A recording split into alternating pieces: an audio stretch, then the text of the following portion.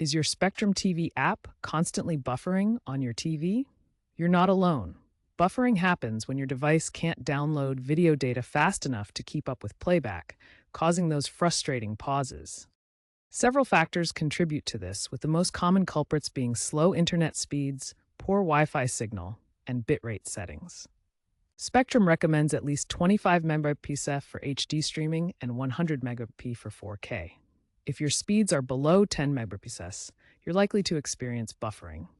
Wi-Fi signals weaken with distance and interference from other devices or neighboring networks. The app's adaptive bitrate adjusts quality automatically, but it might not always work perfectly.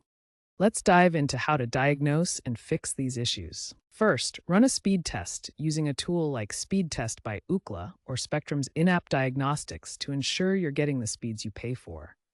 If your speeds are consistently low, contact Spectrum. Next, optimize your Wi-Fi. Switch to the 5 GHz band on your router for faster speeds and less interference.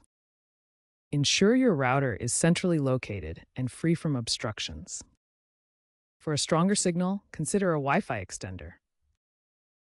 Check your TV's firmware and update if necessary. Also, ensure you close background apps and clear the app's cache.